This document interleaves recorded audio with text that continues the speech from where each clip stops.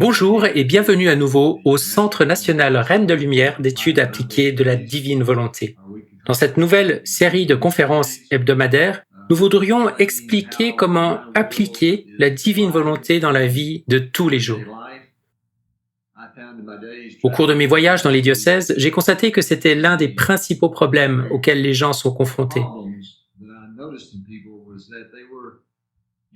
à savoir qu'ils accumulent les connaissances, mais que celles-ci n'étant pas appliquées dans leur vie, ils n'en voient pas les fruits et finissent par en ressentir de la frustration. Alors j'ai repensé à ce que notre Seigneur dit à Louisa, à savoir que la divine volonté, c'est le plus grand des cadeaux, mais c'est aussi le martyr des martyrs. Si nous voulons nous identifier à la personne de Jésus, nous devons nous engager dans une vie qui est peut-être un peu moins confortable que celle que nous menons actuellement. C'est pourquoi nous parlons d'un plus grand détachement. Nous parlons d'appliquer un peu de physique quantique dans nos vies, en parlant de certaines choses pour les faire exister, certains principes chrétiens qui existent depuis un certain temps mais qui sont rarement utilisés. Je suis ici aujourd'hui avec Dale et Roger prendra bientôt la parole. J'aimerais maintenant commencer cette conférence. Après avoir évoqué le fait de ne pas vivre dans la divine volonté tout le temps, Jésus dit à Louisa qu'il y a 4 étapes différentes pour vivre dans la divine volonté, qui correspondent en quelque sorte aux 4 degrés. Il dit que vous devez d'abord connaître la divine volonté afin de pouvoir la désirer, afin de pouvoir l'aimer, afin de pouvoir finalement posséder cette divine volonté. Posséder la divine volonté signifie que vous êtes au 4e degré, comme l'appelle Jésus, que vous avez été transsubstantié d'humain à soleil, que vous ne faites plus qu'un avec le soleil, plus qu'un avec Dieu, que votre activité est désormais divine. Cela implique une certaine responsabilité à l'égard de toute la création, car vous êtes désormais impliqué dans l'ensemble de l'œuvre de Dieu. Je ne sais donc pas si nous sommes parvenus à posséder la divine volonté, car une fois que vous la possédez, elle devient vivante et active en vous, produisant la vie et la lumière, et cela fait une différence, mais qui n'est pas forcément visible.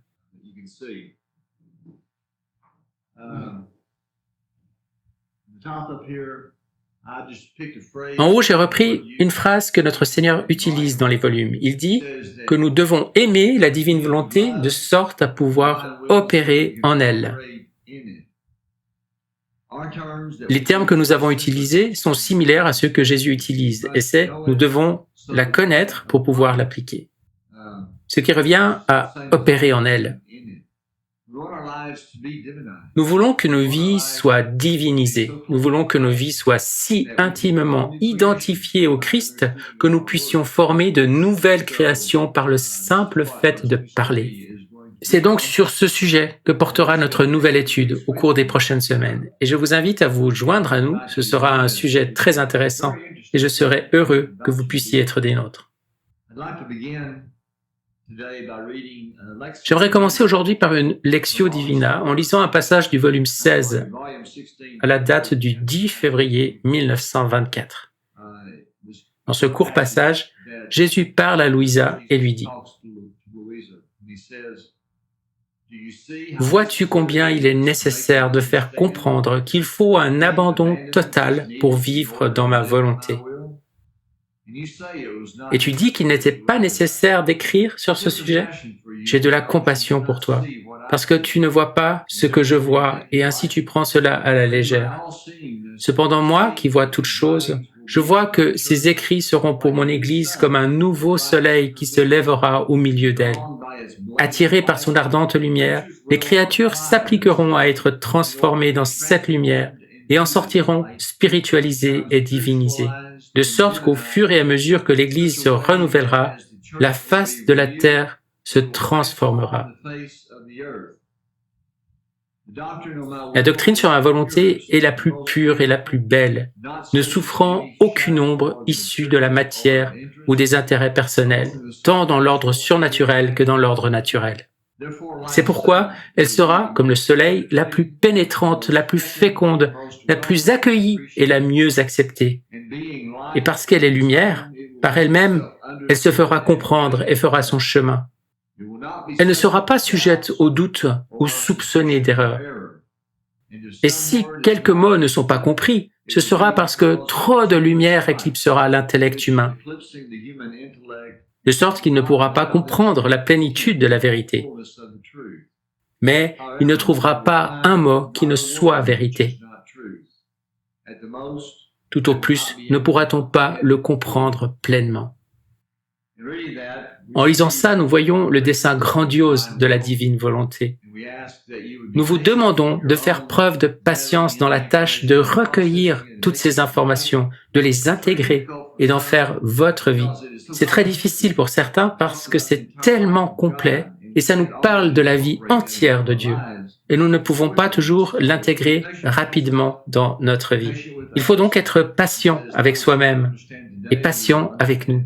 Jésus dit que ce que vous ne comprenez pas aujourd'hui, vous le comprendrez demain, au fur et à mesure que Dieu le fera vivre en vous et que vous continuerez à lire les volumes. Nous vous demandons donc de ne pas abandonner, mais de faire en sorte que ce que vous avez appris soit possédé, appliqué et vécu, de sorte que cela puisse compter devant Dieu. Parlons donc maintenant au sujet du détachement, le détachement, l'abandon. L'abandon, pour moi, est absolument nécessaire. Il y a des passages qui disent, et c'est la chose la plus difficile pour nous, il y a un passage qui dit qu'il faut abandonner, se détacher, même des choses saintes. Et cela scandalise beaucoup de gens parce qu'ils ne comprennent pas ce qu'est l'abandon. L'abandon ne signifie pas que si j'abandonne mon argent, je vais le jeter dans la rue, mais plutôt que je laisse à Dieu toute l'attitude pour qu'il puisse faire avec mon argent ce qu'il veut. En fait, abandonner quelque chose, ça veut dire s'en détacher. Cette chose ne dirige plus ma vie. Voilà ce qu'est le détachement. Le détachement de mes enfants ne signifie pas que je ne leur parle plus et que je ne me soucie plus d'eux, mais cela signifie que je leur parle quand la volonté de Dieu me pousse à leur parler, quand ils m'appellent ou quand les situations se présentent. Le détachement des choses saintes, c'est quand je veux aller à la messe tous les jours parce que je pense que c'est ce qu'il faut pour me rendre saint. Je pense que c'est ce qu'il faut pour me rendre saint. Et Dieu, lui, pense que ce qu'il faut pour me rendre saint, c'est que je vive dans sa volonté. Alors, il ne me met pas toujours en place les circonstances pour que je puisse aller à la messe tous les jours. Et quand je ne peux pas y aller, alors je dis fiat. C'est cela l'abandon. Abandonner les choses saintes, s'en détacher. Ce n'est pas ne pas y aller, mais c'est quand je n'y vais pas, donner à Dieu la gloire de ne pas y être allé ce jour-là, en faire le sacrifice et dire fiat. Je dirais que se détacher, c'est comme s'abandonner à la volonté de Dieu. Et Dieu va passer à travers chaque détail de notre vie, chaque jour de notre vie, en tout ce qui est important pour nous et en tout ce qui n'est pas important pour nous, même en ce que nous ne pensons pas être important pour nous.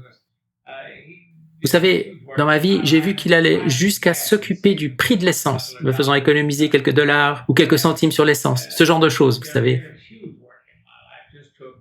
Et il a fait un travail énorme dans ma vie, juste pour me faire abandonner certaines habitudes héritées de mon enfance. Il m'en a détaché. Il sait donc où sont vos problèmes, il sait où sont vos attachements. Il vous présentera des situations dans votre vie qui vous détacheront et tout ce que vous avez à faire, c'est de dire fiat. Et Dieu, le Saint-Esprit, sonde votre cœur. Il connaît toutes les dimensions de votre vie.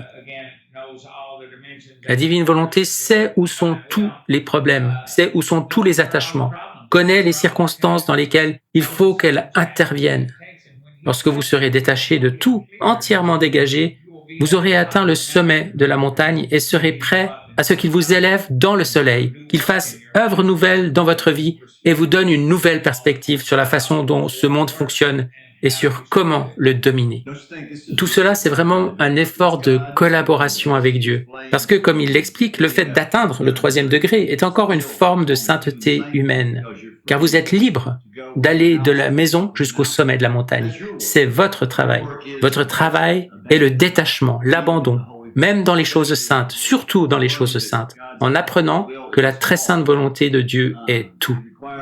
Cela requiert de faire le vide, de se vider au point de susciter la révulsion parce que pour les gens, perdre leur attachement, c'est comme perdre leur propre identité. Généralement, ils s'identifient par les biens qu'ils possèdent. En réalité, ce sont leurs possessions, leurs biens, qui les possèdent. Le fait d'atteindre le 3e degré signifie que votre travail est terminé, vous avez atteint le sommet de la montagne. Mais vous devez encore attendre que Dieu agisse. Et Dieu purifiera votre cœur de tout attachement. Cela pourra prendre un certain temps avant que vous ne soyez élevé au 4e degré, parce que ce 4e degré est irréversible. Alors vous êtes divinisé, vous êtes changé, vous n'êtes plus humain, vous êtes un avec Dieu.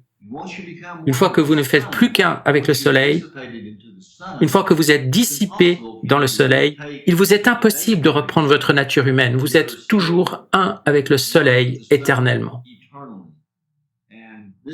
Et c'est le but que tout le monde veut atteindre, car c'est alors que vous commencez à travailler divinement. C'est alors que vous obtenez le mérite divin, où tous vos actes sont accomplis avec Dieu, en Dieu, par Dieu.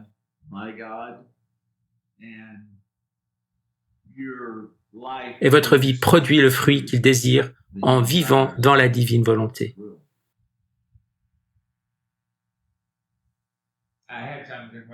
J'avais une idée qui me trottait dans la tête, mais elle a disparu. Quoi qu'il en soit, le détachement, c'est pour nous la chose la plus difficile. Ce dont nous parlons ici quand on m'a demandé « mais comment est-ce que je sais ?» Il y a un passage des volumes qui dit qu'au début, Dieu vous fait le don de manière temporaire, comme un prêt, et puis vous entrez et sortez de la divine volonté encore et encore. Et les gens passent beaucoup trop de temps à s'inquiéter de savoir s'ils sont dedans ou s'ils sont dehors. Car vous savez, en fait, cela n'a pas vraiment d'importance, que vous soyez dedans ou que vous soyez dehors. Ce qui compte vraiment, c'est que vous le désiriez, que vous vouliez apprendre à opérer en elle et que vous priez votre acte préalable pour entrer en elle et que vous renouviez votre fiat autant de fois que vous le pouvez au cours de la journée en faisant les rondes de manière consciente. C'est très important dans les débuts, mais à ce moment-là, vous allez effectivement entrer et sortir de la divine volonté parce que vous ne la possédez pas encore. Votre nature n'a pas encore été changée. Il y a un endroit et une lecture où il est dit que lorsque vous prenez une décision ferme, lorsque vous prenez cette décision ferme, eh bien Dieu prend à son tour une décision ferme. Et cela est irrévocable. Il vous donne la possession de sa divine volonté et désormais, elle vous appartient. Elle devient votre volonté de la même façon que votre voiture est votre voiture. C'est votre voiture. Si vous l'empruntez, ce n'est pas votre voiture. Mais si elle commence à vous plaire vraiment, que vous apprenez à la faire fonctionner et que vous l'aimez, vous irez demander au Seigneur, tu sais, je l'aime vraiment cette fois-ci, que faudra-t-il pour que je la possède? Et il vous dira, eh bien, puisque tu l'aimes tant, je vais te la donner. Et alors la voiture vous appartient, vous avez été élevé, vous la possédez. C'est désormais l'unique moteur de vos actions. Vous n'avez plus à vous inquiéter de votre volonté. Vous ne pensez même plus à votre volonté. Vous possédez la divine volonté. C'est la seule chose qui vous fait bouger. Vous ne pouvez pas être mu par deux volontés. Vous ne pouvez pas être mu par votre esprit si vous êtes une créature nouvelle. Cette nouvelle créature n'a qu'une seule volonté et c'est la divine volonté. Et c'est irrévocable. Vous ne pouvez plus faire autrement. C'est à ce moment-là que vous passez au 4e degré. Et comment le savez-vous? Les gens disent, comment puis-je savoir que je la possède? Eh bien, tout à coup, vous allez devenir lumière et vie. Vous serez plein d'amour, Dieu est amour. Lorsque vous possédez la divine volonté, eh bien, vous possédez pleinement Dieu, vous devenez comme Dieu. Et Dieu est amour. Vous remarquerez donc que vous aimez tout le monde et tout ce qui vous entoure. Vous aimez tout ce que vous voyez. Vous aimez des choses que vous aviez l'habitude de détester et de dire que c'était le diable qui avait fait cela. Vous réalisez maintenant que Dieu l'a fait parce qu'il aime le monde et qu'il vous aime. C'est ainsi que vous commencez à être simplement amour et lumière, et c'est ce que vous devez devenir. Et c'est ainsi que vous savez si vous y êtes. Si vous continuez à dire du mal des gens, à dire du mal des choses, vous savez, ah, comme je n'aime pas ça, et je n'aime pas ça, et je n'aime pas ça, vous n'y êtes probablement pas. Parce que vous ne voyez pas Dieu. Quand on est en Dieu, on ne voit que Dieu. Quand vous êtes dans le soleil, tout ce que vous voyez, c'est la lumière. Vous ne voyez rien qui vienne du diable. Vous ne voyez que Dieu. Si ce n'est pas ainsi que vous vivez, vous êtes probablement encore sur le sommet de la montagne. C'est mon opinion. Ok, c'est déjà beaucoup. Eh bien, c'était en quelque sorte pour préparer les prochains échantillons. Nous passons maintenant à la phase suivante où nous allons parler de la perspective qui devient la nôtre quand on arrive à cette place.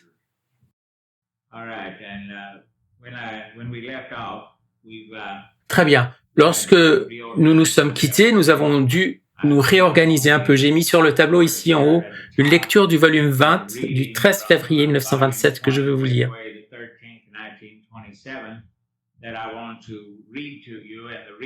La raison pour laquelle je le fais, c'est que lorsque vous entrez dans cette quatrième phase,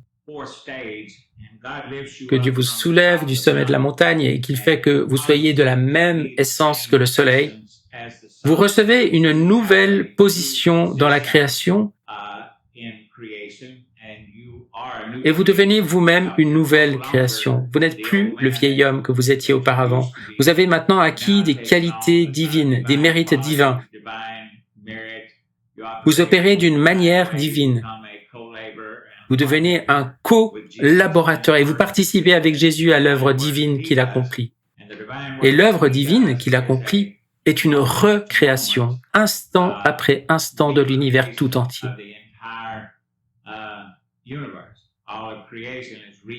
Toute la création est recréée d'instant en instant et vous y participez avec Jésus. Et c'est votre acte particulier instant après instant. Vous recréez l'univers entier tout comme Dieu le fait. Dieu recrée l'univers entier, un instant après l'autre, à chaque instant. Il ne maintient pas et ne soutient pas, il crée. Dieu crée, nouvelle vie après nouvelle vie. Et c'est ce que vous devez faire lorsque vous êtes dans le soleil. Lorsque vous êtes de la même essence que le soleil, vous devez participer au même travail et c'est le travail que vous faites. Il faut donc que vous fassiez ce travail et que vous soyez à cette place et cela provoque de véritables changements en vous.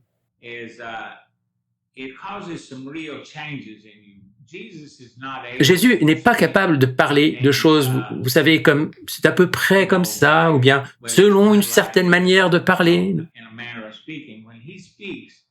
Quand il dit quelque chose, ce qu'il dit est. Donc, quand il dit que vous le faites, c'est vraiment ainsi. Vous participez réellement à cette création. Et vous vous élevez vraiment. Vous avez été détaché du monde afin qu'il puisse vous élever du monde. Et il vous élève vraiment du monde. Et vous devenez cette création nouvelle. Vous devenez cet être divinisé à son image.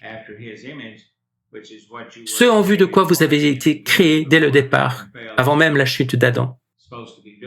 C'est ce que vous étiez censé faire à ce moment-là dans le temps.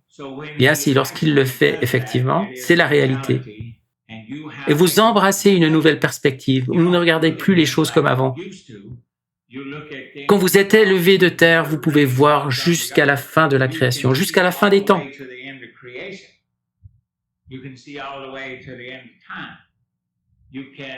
On peut lire la Bible, la façon dont vous lisez la Bible change. La façon dont vous lisez les écrits de Louisa change. La façon dont vous voyez le monde change. Avant, vous étiez simplement sur la terre et maintenant, elle devient un paradis. Vous faites l'expérience de Dieu dans chaque particule de sa création, dans chaque parcelle. Vous aimez toute chose car vous avez participé à sa création. Vous l'avez co-créé et vous co-créez à chaque instant. C'est pourquoi vous êtes amour et vie, parce que vous avez donné la vie à cette création. Et maintenant, vous l'aimez. Vous aimez tout ce qu'elle contient et toutes les personnes qui se trouvent en elle. Et vous avez commencé à connaître son but. Et vous avez commencé à l'élever jusqu'au point où vous pouvez voir les choses dans une nouvelle perspective. C'est dans cet esprit que je vous propose de lire l'Apocalypse au chapitre 20, les versets 4 à 6. Et c'est très loin, comme nous le savons, en ce sens que nous pouvons dire sans risque de nous tromper que nous touchons à l'avenir, parce que je crois que l'Apocalypse se termine avec le chapitre 22. Nous sommes donc ici à peu près vers la fin. Mais avant de lire cela, je veux d'abord lire ce passage des volumes que nous avons.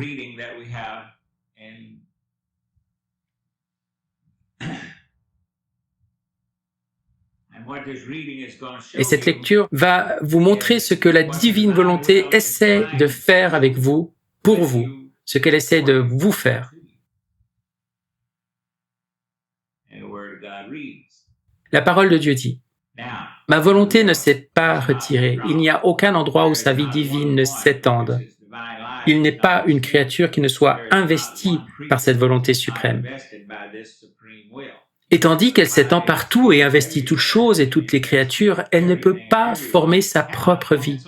Combien de vies divines sont étouffées dans les créatures? Combien lui refusent la première place dans leurs actes?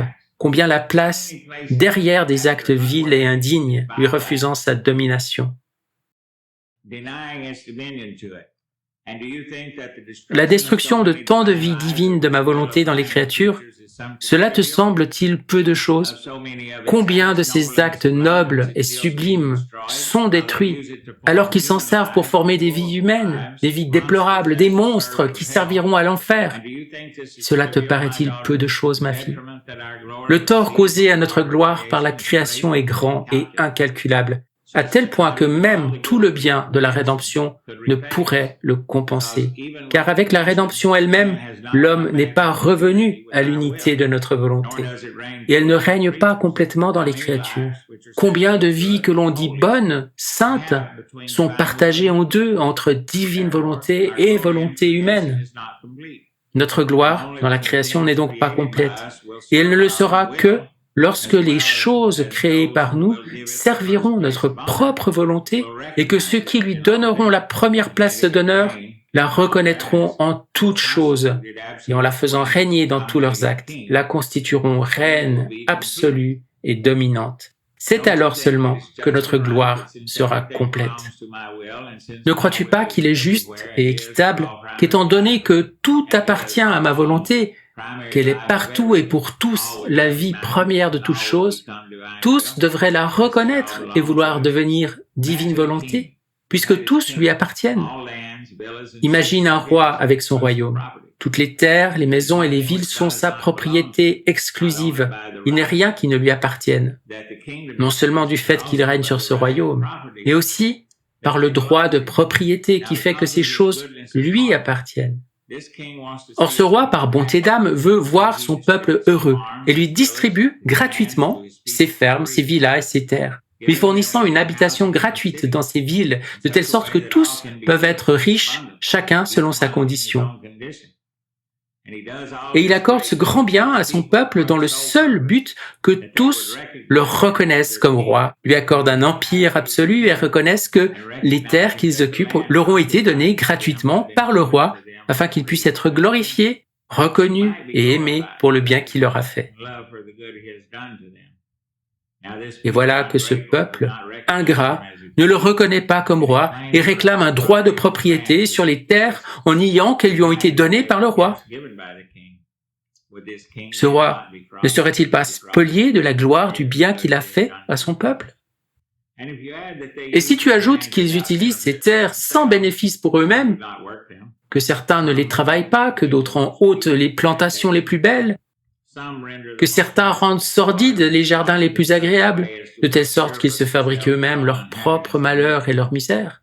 Tout cela, mis ensemble, ajouterait au détriment fait à la gloire du roi, le déshonneur et une douleur que personne ne pourrait soulager.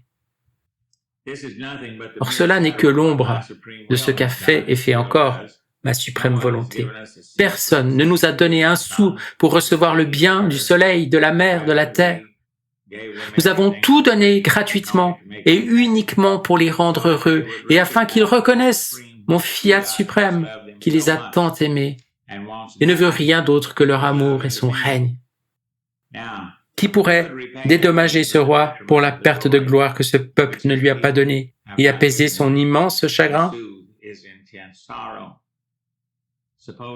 Supposons encore que quelqu'un de ce même peuple, se revêtant de la juste douleur de son roi et voulant lui rendre sa gloire, commence à rénover la terre qu'il occupe de façon à en faire un jardin, le jardin le plus beau et le plus agréable du royaume.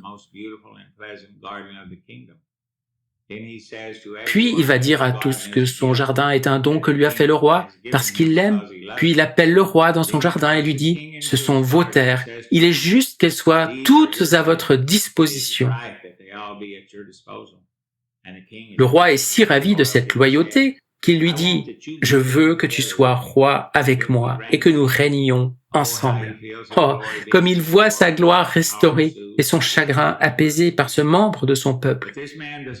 Mais cet homme ne s'arrête pas là. Il parcourt tous les chemins du royaume et secouant tout le monde par sa parole, il amène un bel ensemble de gens à l'imiter et à former le peuple royal qui accorde le droit de régner à son roi. Et le roi se sent rétabli dans sa gloire et en récompense, il leur donne le titre d'enfant du roi et leur dit « Mon royaume est le vôtre, régnez mes enfants. » Tel est mon dessein, que dans mon royaume, il n'y ait pas des serviteurs, mais des fils et des rois comme moi.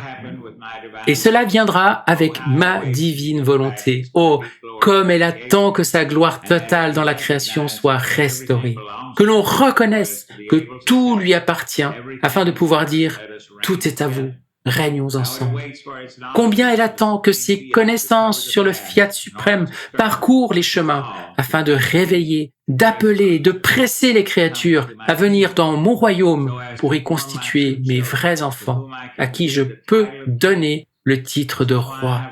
C'est pourquoi je tiens tant à ce que ces manifestations sur ma divine volonté soient connues, parce qu'il s'agit de mon plus grand acte, qui est l'accomplissement de ma gloire et le bien complet des créatures.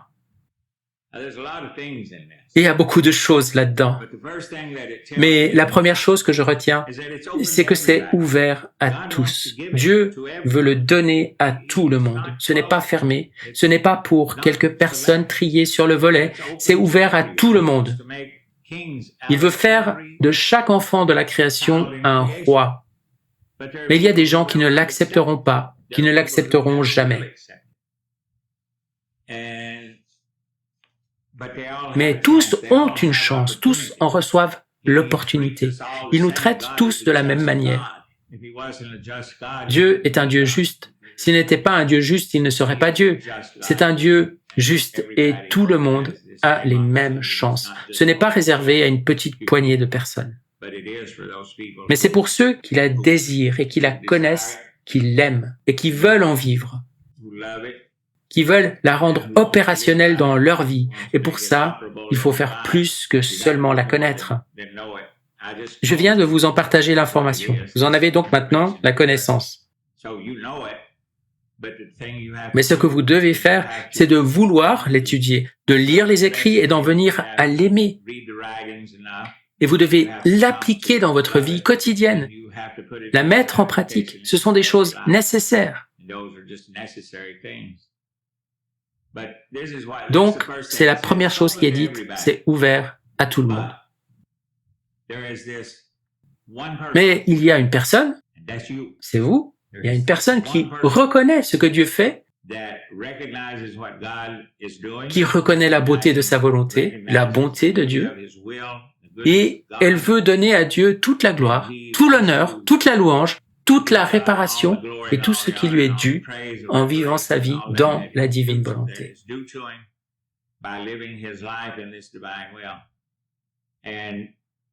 Et en faisant cela, le roi est très content. Et lorsque cette personne se déplace et parle de ses connaissances, Jésus dit « Oh, comme il voit sa gloire restaurée et son chagrin apaisé par ce membre de son peuple. » Mais cet homme ne s'arrête pas là. Il parcourt tous les chemins du royaume et secouant tout le monde par sa parole, il amène un bel ensemble de gens à l'imiter et à former le peuple royal qui accorde le droit de régner à son roi. Donc nous ne serons pas très nombreux, mais vous êtes appelés, si vous écoutez ceci et que vous en avez l'inclination, vous êtes appelés à être ce seul homme qui fait ce qui est dit ici et qui rassemble quelques autres personnes autour de lui qui veulent être dans le royaume et vivre leur vie de la même manière parce que c'est comme ça que ça se passe. Le royaume de Dieu se trouve à l'intérieur et il n'y aura pas beaucoup de gens qui accepteront cela. Et nous avons lu ce passage parce que je veux que vous sachiez que Dieu a vraiment l'intention de faire de vous un roi. Ce n'est pas une façon de parler qu'emploie Jésus. Ce n'est pas une façon de parler. Il veut faire de vous un roi. Et il est le roi des rois, le Seigneur des seigneurs. Et il veut faire de vous un roi dans un royaume de rois. C'était ce qui devait advenir au départ. Jésus n'était pas censé venir mourir sur une croix. La croix, c'est le plan B.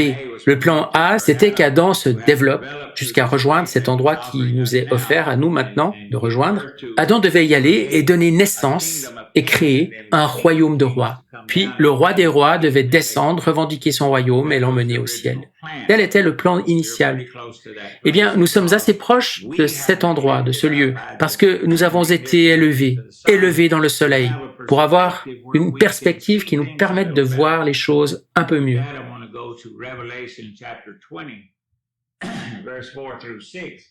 Sur ce, j'aimerais me rendre au chapitre 20 de l'Apocalypse, les versets 4 à 6, et vous lire quelque chose de ce que dit la Bible à propos de ce royaume.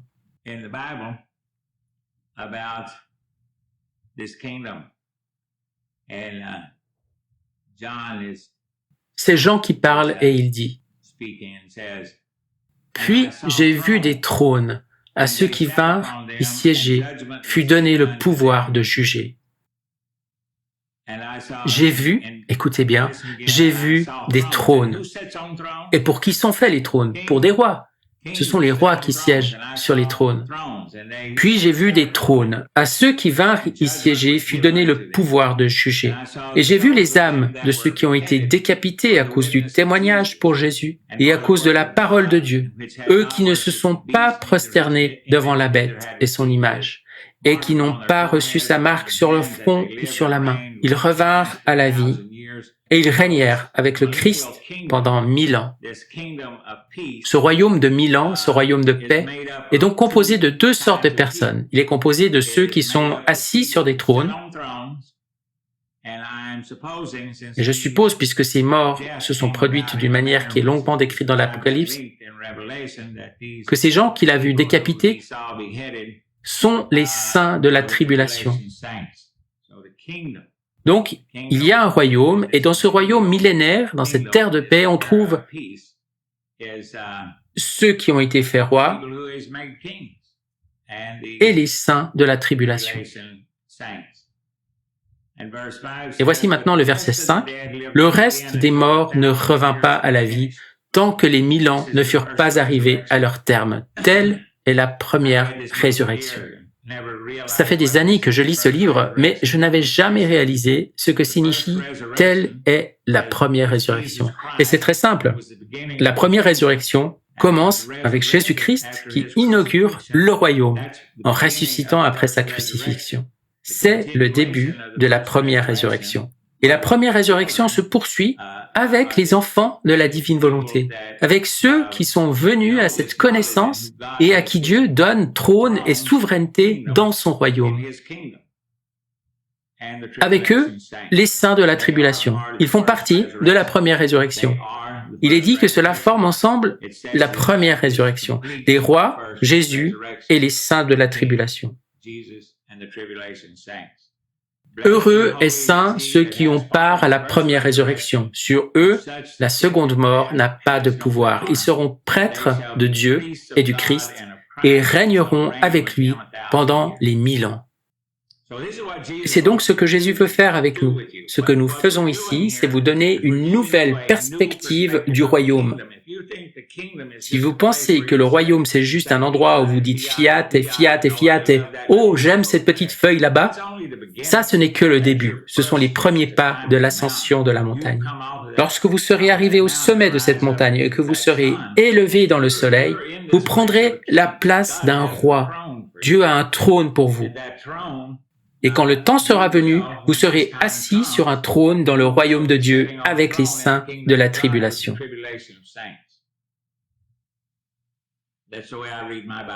C'est ainsi que je lis ma Bible. C'est ainsi que je lis les volumes.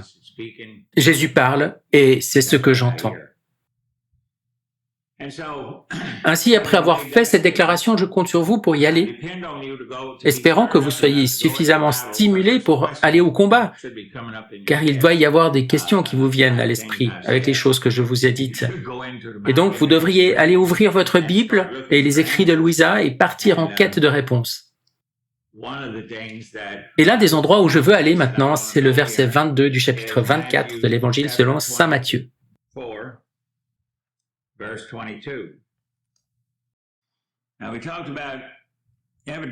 Nous avons parlé du fait que, de toute évidence, ce royaume commence après la tribulation.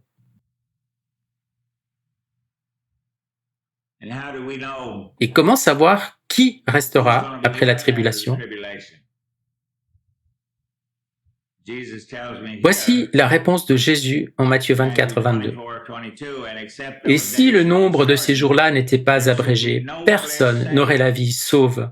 Mais à cause des élus, ces jours-là seront abrégés.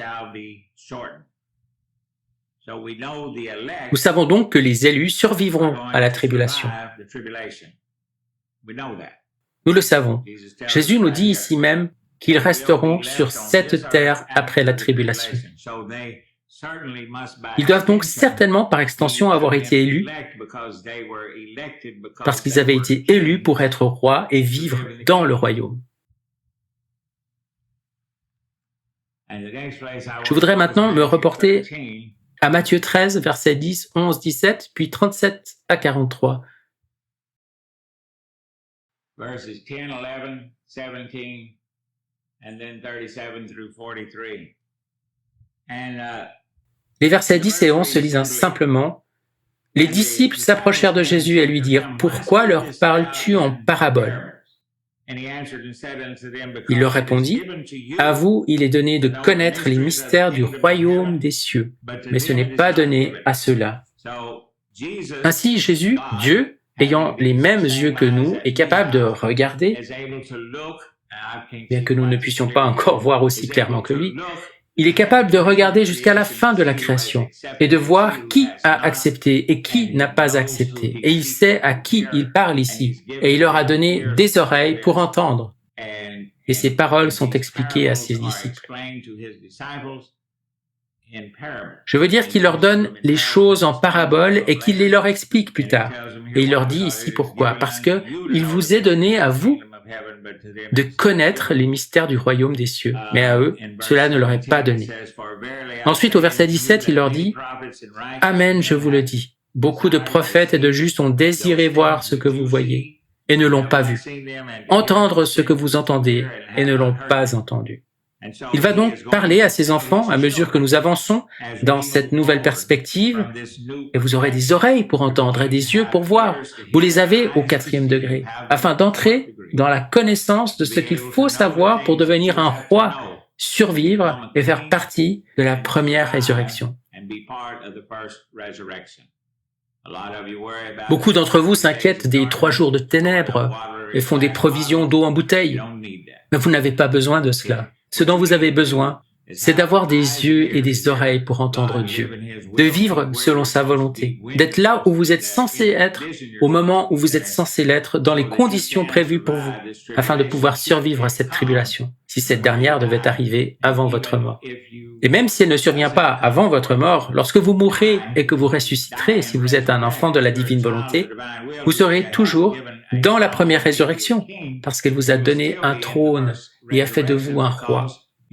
Vous avez été fait roi avant de mourir, donc vous serez ressuscité, vous serez là, parmi les rois, siégeant sur leur trône avec les saints de la tribulation.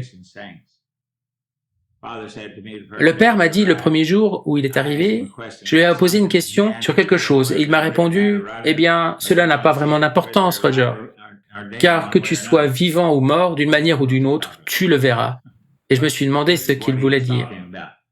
Mais c'est bien cela qu'il voulait dire. Lorsque Jésus vous donnera ce trône, vous le verrez, soit de votre vivant, ou alors, si vous mourrez avant, vous serez ressuscité dans ce royaume et vivrez parmi les rois dans ce royaume, avec les saints de la tribulation.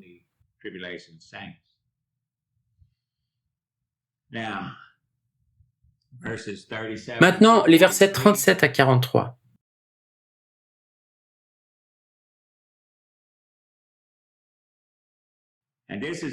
Il s'agit d'une parabole sur la fin du monde et la façon dont elle se produira. Il leur répondit, « Celui qui sème le bon grain, c'est le Fils de l'homme. Le champ, c'est le monde. Le bon grain, ce sont les fils du royaume. » Il explique aux disciples la parabole du bon grain et de l'ivraie. Celui qui sème le bon grain, c'est le Fils de l'homme. Le champ, c'est le monde. Le bon grain, ce sont les fils du royaume. C'est vous. En tant qu'enfant du royaume, il faut que vous soyez des rois. Il dit, vous n'êtes pas des serviteurs. S'il n'y a pas de serviteurs, il n'y a que des rois. L'ivraie, ce sont les fils du mauvais. L'ennemi qui l'a semé, c'est le diable.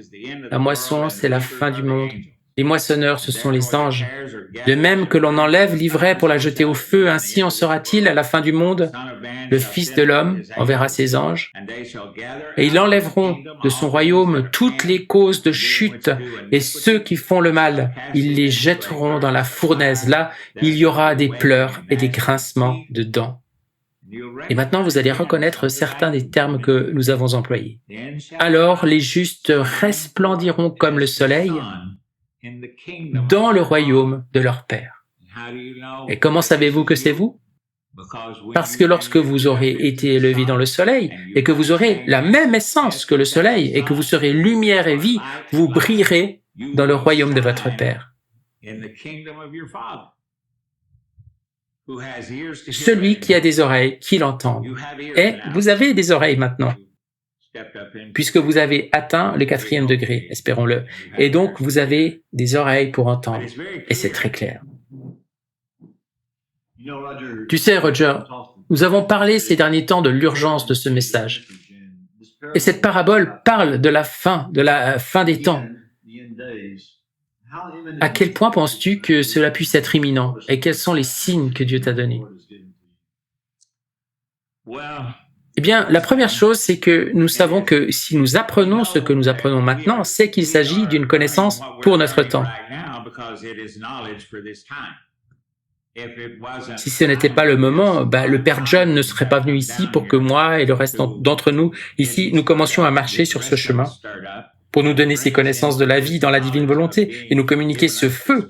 Jésus est venu allumer le feu dans le monde et voici le gars à qui il a confié l'allumette.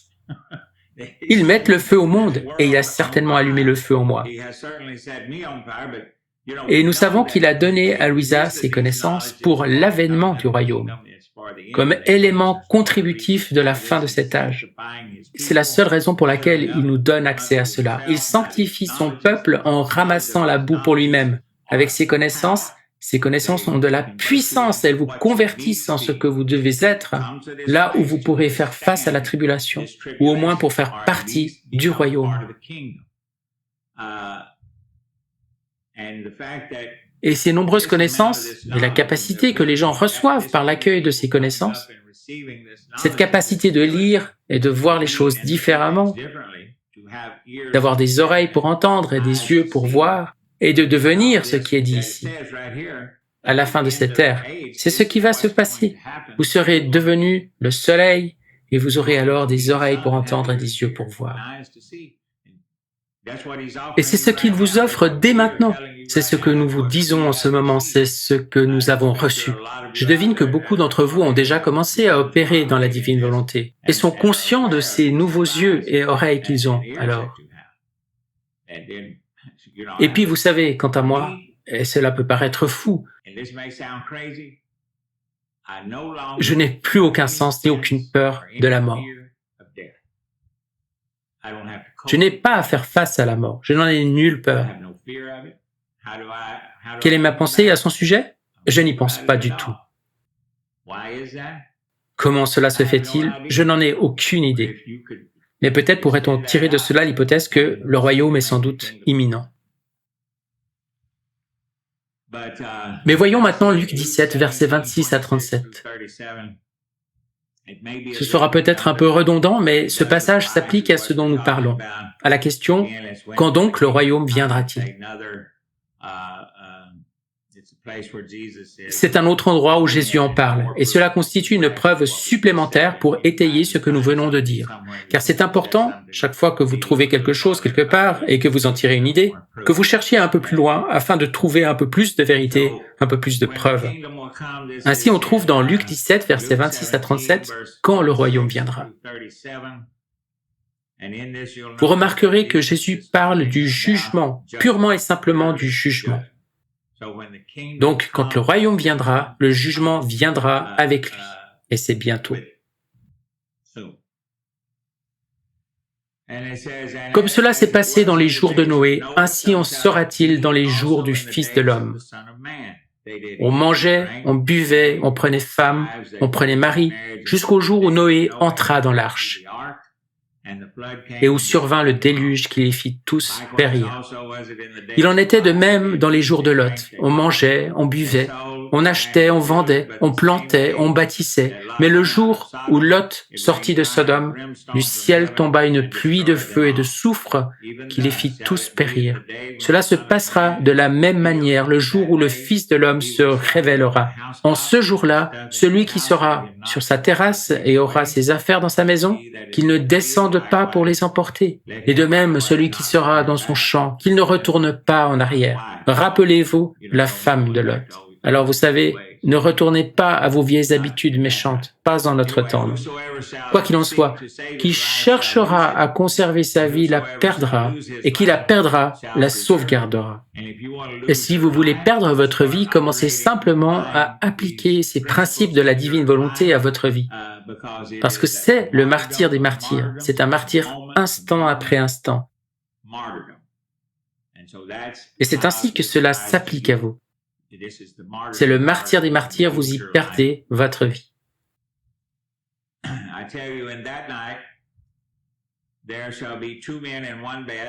Je vous le dis, cette nuit-là, 2 personnes seront dans le même lit. L'une sera prise, l'autre laissée. 2 femmes seront ensemble en train de moudre du grain. L'une sera prise, l'autre laissée. Et dans mes anciennes lectures de la Bible, j'ai toujours pensé que celui qui était pris était celui qui, comme le croient les protestants, bénéficiera d'une sorte d'enlèvement pour être préservé de la tribulation à venir, et qu'il ne resterait sur terre que les méchants pour y être détruits. Mais nous savons mieux que ça, parce que dans Matthieu 24, 22, il est dit que les jours de la tribulation seront abrégés à cause des élus afin qu'ils soient épargnés. C'est donc eux, les élus, qui resteront. Ce sont les mauvais qui seront enlevés. Il est dit dans le passage que nous venons de lire en Matthieu que les anges viendront à la fin des temps pour prendre l'ivraie et le jeter directement dans le feu. C'est le jugement. C'est leur jugement. Ils iront directement en enfer. Les gens qui seront pris à ce moment-là iront directement en enfer. C'est ce que dit la Bible. Nous savons donc par ceci et par Matthieu 24, 22 que ceux qui resteront ici seront ceux qui formeront le royaume de Dieu et qui seront laissés dans cette condition.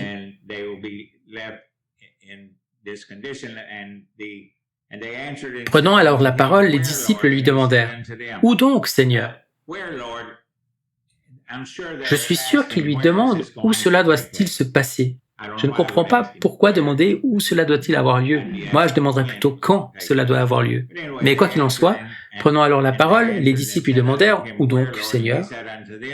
Et il leur répondit « Là où sera le corps, là aussi se rassembleront les aigles. »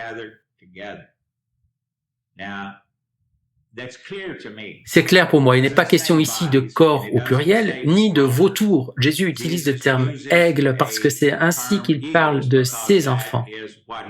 Comme le dit le cantique, « Je vous élèverai sur des ailes d'aigle. Je vous porterai dans le souffle de l'aurore, je vous tiendrai dans la paume de ma main et je vous ferai briller comme le soleil. » De qui s'agit-il dans les mots « je vous ferai briller comme le soleil » ? Eh bien, des enfants de la divine volonté, au 4e degré. Il utilise donc le terme « aigle » ici. Et qui sont les aigles ? Nous venons de voir qui sera dans le royaume. Ce sont les saints de la tribulation qui seront dans le royaume. Ce sont eux les aigles. Ils sont déjà morts, ils ont déjà été tués, ils sont déjà passés par le martyre. Ce sont les aigles. et ils vont être rassemblés avec le corps du Christ, qui sont les élus qui sont restés sur terre à ce moment-là, formant le corps. Le corps sera donc rejoint par les saints de la tribulation. C'est ce qu'il dit. Là où se trouve le corps, là se rassembleront les aigles. Je suis probablement l'une des rares personnes à lire cela comme ça, et j'ai fait des recherches dans beaucoup de Bibles, et personne n'est arrivé à cette compréhension-là. Donc c'est OK pour moi si vous pensez que j'ai tort, parce que généralement, si vous êtes le seul à penser d'une certaine manière, eh bien, il y a une bonne chance que ce soit le cas. Donc je voulais juste faire cette démonstration. Et encore une chose, quand vous arrivez dans un monde nouveau, vous allez devoir entendre et parler une langue différente. Vous devrez redéfinir certains termes, penser autrement certains concepts que vous aviez. Parce que votre entendement est lié à votre perception. Quand votre perception change, la signification des choses change. Il faut donc établir de nouvelles définitions pour les choses. Vous devez redéfinir vos concepts. Il s'agit donc ici d'une redéfinition du royaume. Au lieu d'être un endroit où vous êtes seulement, je le dis à ma façon, où vous êtes seulement en train de vous prélasser en faisant rien de très sérieux, sans même prendre vraiment à cœur de faire vos actes et d'être embrasé d'ardeur par la grandeur, l'immensité, la puissance de ce don, de ce que vous êtes appelé à faire, par ce que c'est, par ce que cela signifie, à quel point c'est impératif. Parce que si vous faites partie d'une création nouvelle, instant après instant, dans un monde de libre arbitre, bien vous façonnez l'avenir, la manière dont le monde évolue. Et c'est grâce à cette puissance, à cette connaissance que Dieu vous a donnée que le monde entier pourra parvenir à cet endroit en toute sécurité. Et sans votre coopération, cela n'arrivera pas. Dieu ne laissera pas les choses se faire. Il ne laissera pas le royaume venir tant que tous les actes nécessaires n'auront pas été accomplis. Et la raison pour laquelle il ne le fera pas, c'est qu'il doit auparavant avoir tout son peuple en place pour faire ce qu'il veut faire. Parce qu'il va ensuite commencer à se reposer. Il se reposera lorsque tous les actes auront été refaits. Et la plénitude du 7e jour arrivera alors après cette tribulation. Ce sont les enfants de la divine volonté qui continueront à créer le monde, à recréer la création à chaque instant, et Dieu, lui, se reposera. C'est la raison d'être du 7e jour. Dieu sera au repos dans ses enfants, il ne travaillera plus. Et vous savez, quant à moi, cela m'enflamme, cela m'embrase, cela me pousse à parler comme je le fais. Voilà, c'est tout ce que j'avais, mon père. Eh bien, c'est bien ainsi. C'était une bonne présentation de ce à quoi nous pouvons nous attendre à l'avenir, et aussi du fait que nous devrions nous consacrer davantage à vivre intensément ce don. Jésus dit à Louisa que le nombre d'actes requis pour que le royaume advienne a été établi. Et maintenant, cela dépend de nous. Nous pouvons soit faire venir le royaume plus tôt en vivant ce don intensément, soit le vivre avec légèreté et retarder la venue du royaume. Je pense que le monde compte sur nous, chacun pressant et s'attend à ce que quelque chose doit se produire dans le monde. Le monde compte sur nous, consciemment ou non, sur notre application à vivre nos actes dans la divine volonté, afin que le royaume puisse venir. Le monde ne sait pas vraiment ce qu'il attend. Il ne connaît pas, je ne pense pas, la bonté et la beauté du royaume. Les gens comptent toujours tellement sur eux-mêmes, ils sont tellement pris dans leur propre volonté qu'ils ne peuvent pas regarder en dehors d'eux-mêmes et certainement pas vers Dieu. C'est dommage, c'est vraiment dommage que Jésus dit qu'il y aura peu de gens qui vivront dans sa volonté, alors que c'est destiné à tout le monde. Le bon désir de Dieu, c'est que chacun puisse vivre dans sa divine volonté. Et quand le royaume viendra, ceux qui seront encore là, eh bien ce seront ceux qui auront vécu dans la divine volonté.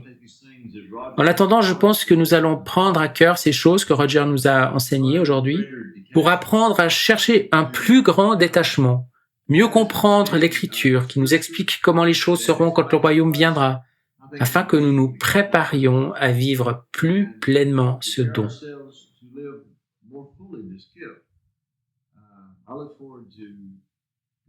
Je me réjouis de poursuivre cette série et j'espère que la semaine prochaine, à la même heure, nous aurons ajouté une nouvelle conférence.